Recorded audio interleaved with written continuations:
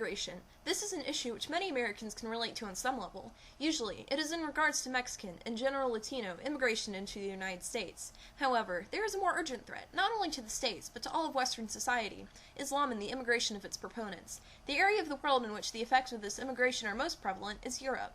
The movement of Middle Easterners to the West began after World War II, during the economic boom. Ever since then, the lower-class peoples of places such as Morocco and Turkey have become the main Islamic groups in Europe, which have steadily risen in population there during the past 65 years. This rise in population at first did not have an effect on European society, but over time the differences began to make themselves manifest within the culture. It became especially noticeable in 2004 with the assassinations of Pim Fortuyn, a Dutch politician who spoke openly against Islam, and Theo van Gogh, a Dutch filmmaker who defiled the image of Muhammad. The general feeling in the Muslim community against free speech has only gotten worse in the past 6 years. In 2010, this year, a Dutch politician by the name of Geert Wilders is now on trial for hate speech. What is this hate speech about? It is about Islam, of course.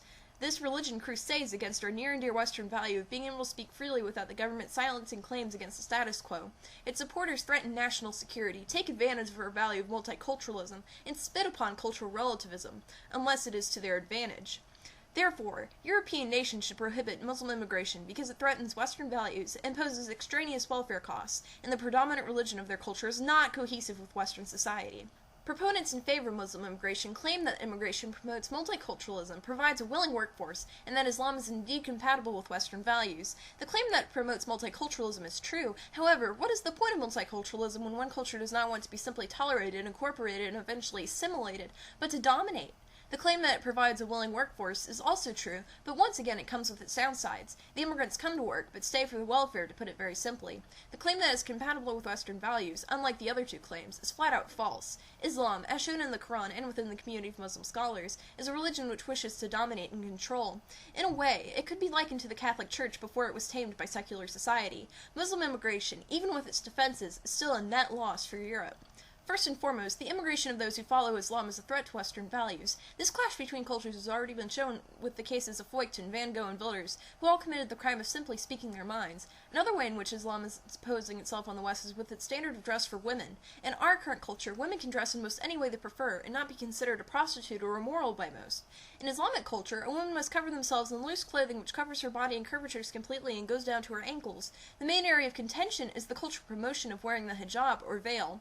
This can be anything from a slight head covering to a wrapping around the head that only exposes the eyes.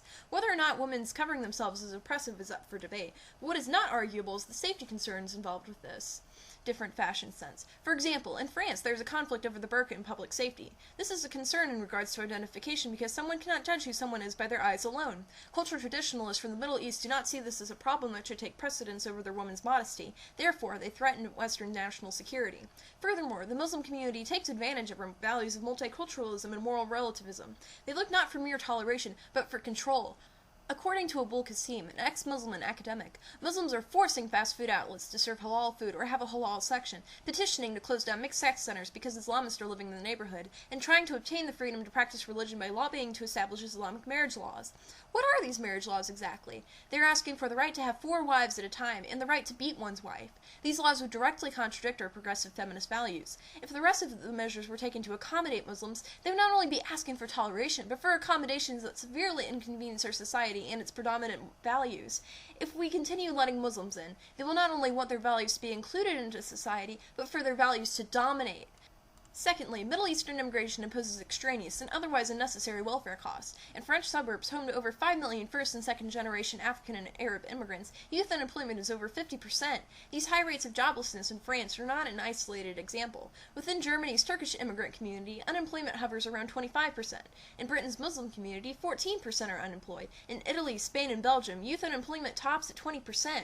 Also, in Germany, native Germans pay more than they receive back in taxes between the ages of 20 to 65, as opposed to Turkish immigrants who do the same, but only between the ages of 28 and 57. Furthermore, asylum seekers from the Middle Eastern and African areas burden European nations with even more expenditures. It is not denied that humanitarianism is a positive action for countries to take, but when 20% of these asylum seekers stay on welfare without paying any taxes for the rest of their entire lives, it brings a tremendous strain on European governments.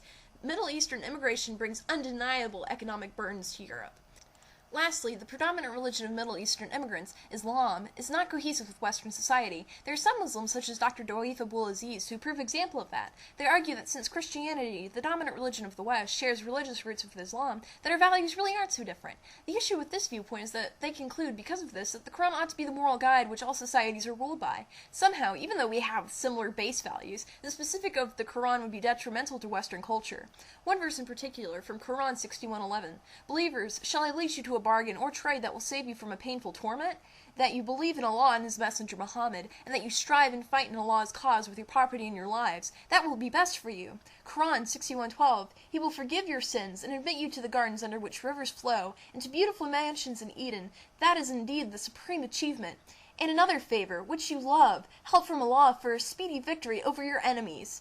These are not quotes that are simply being taken out of context or cancelled out by more peaceful and tolerant verses of the Quran. The Quran is ordered in such a way that the last things said override the first. As said in verse 2, 106, "None of our revelations do we abrogate or cause to be forgotten, but we substitute something better or similar. Knowest thou not that Allah hath power over all things?"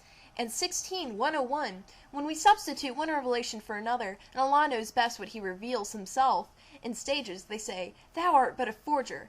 But most of them understand not. Since the quotes of violence against non-Muslims are after the ones of tolerance, it is apparent that Islam, if followed according to their theologians, will be dismissive of any inferior Western values we hold that differ from theirs.